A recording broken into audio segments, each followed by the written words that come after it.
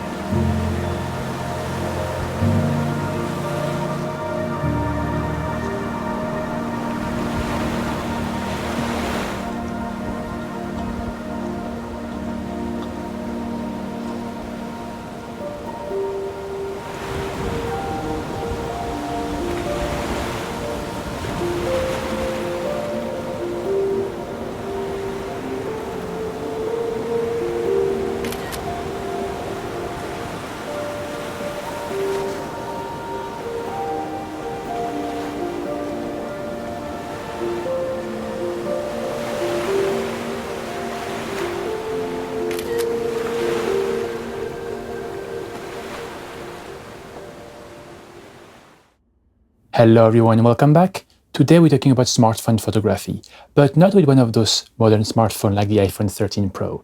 Instead, we're going to take a look at this little guy right here.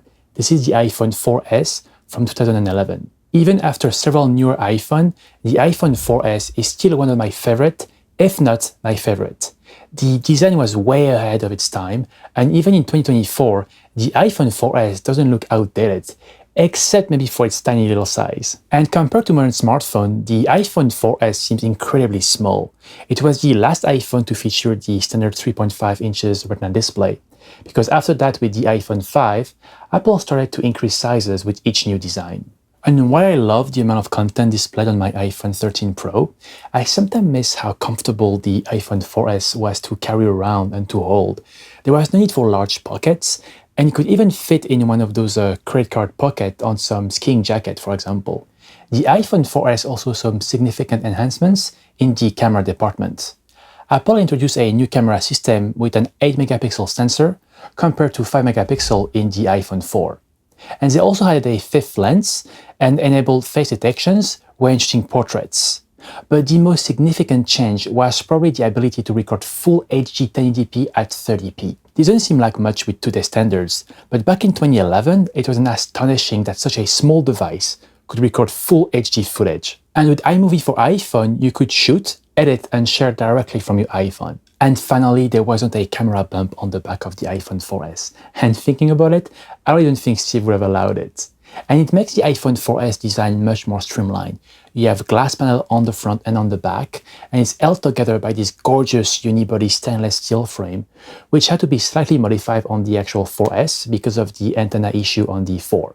And like Steve Jobs said, its closest skin is like a beautiful old Leica camera. So the question is, can you still use an iPhone 4S to take photos in 2024 without them looking like they were shot on a Nokia 6280? And so for the past 3 months, I've been using the iPhone 4S to take photographs around Vancouver Island. In the middle of the winter, light was limited, but I still got a few sunny days between the fog and the rain. My iPhone 4S has iOS 9, which renders the overall experience extremely slow. You also cannot download apps from the App Store, which means no third-party camera apps with manual controls. So it's definitely not a phone that you could use as your daily smartphone. However, things are better if you only use the camera module.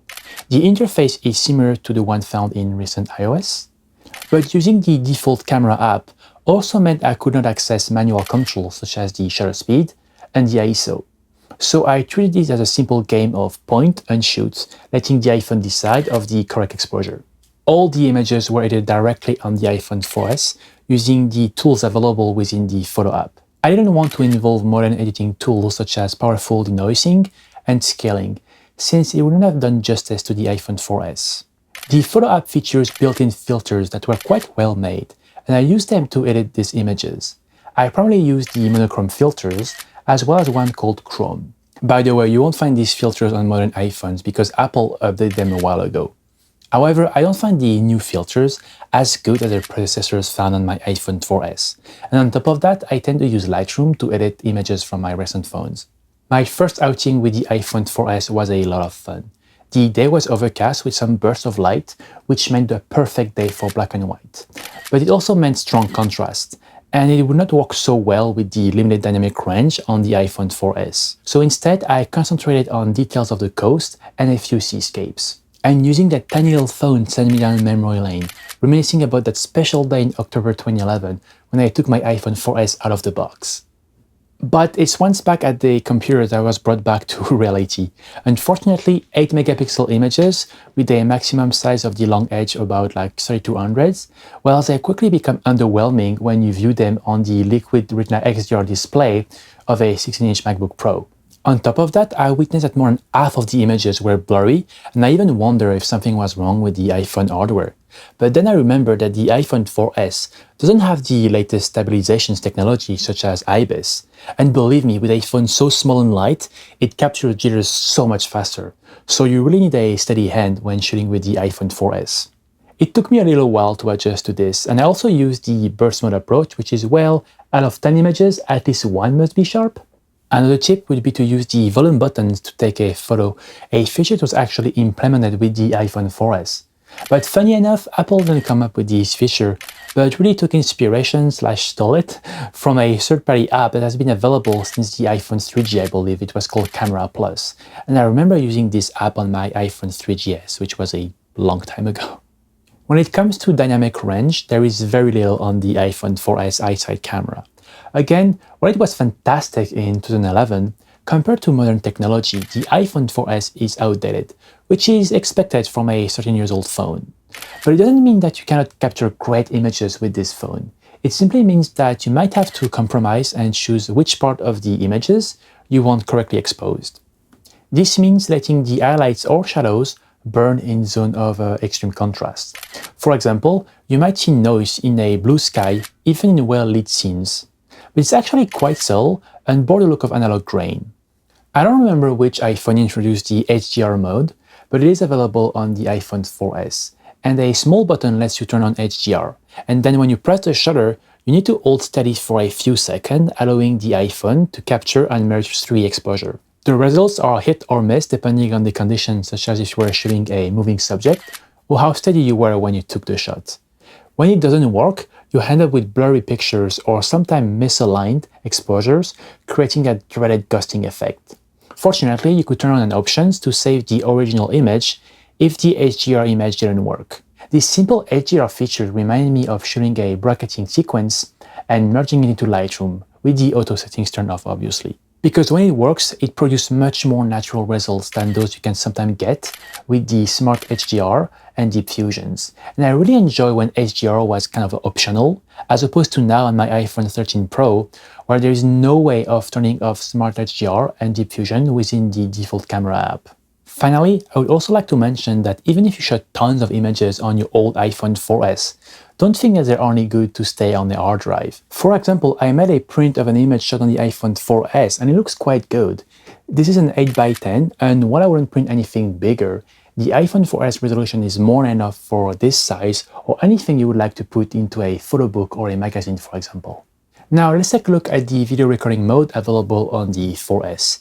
I remember vividly that the iPhone 4S was a game changer because you could shoot 1080p up to 30 frames per second directly on the phone.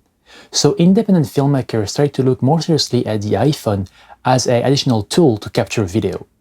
And I also remember seeing a handful of short films shot directly on the 4S, which inspired me to do the same thing. The following spring, I used my 4S to shoot a small tourism video about an island in southern France.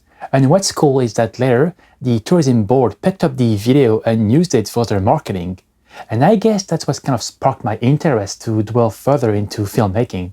So the only way to enjoy shooting video with the 4S is to remember how far the iPhone has evolved with video recording. especially with the recent iPhone 15 Pro, which allow users to shoot 4K ProRes log footage up to 60 frames per second. Compared to 1080p 30 frames per second, that's a big change. The iPhone 4S holds a special place in my heart, and I think it is my favorite iPhone ever, with the iPhone 10 right behind. And of course, when it comes to photo, I had to choose the scene to photograph with it, and as soon as the light became too scarce, I would just put the phone away. But I love the images I took with it. And also, I think the iPhone 4S reminds me of simpler, maybe more candid times. When it comes to a video, I remember all of the trial and errors I made when starting to shoot more video with it. From the travel videos to spoof and personal projects, so much was done filming with my trusty iPhone 4S. And I think ultimately, this particular device was the spark that lit my passions for filmmaking. But how about you? Did you own the iPhone 4S? And if you did, what did you think of it? Let me know in the comments below. That's for me, guys. Thank you for watching. I hope you enjoyed this kind of like love letter to the iPhone 4S. And if you got something out of it, please consider liking and subscribing so I can do more of these videos in the future. Bye for now.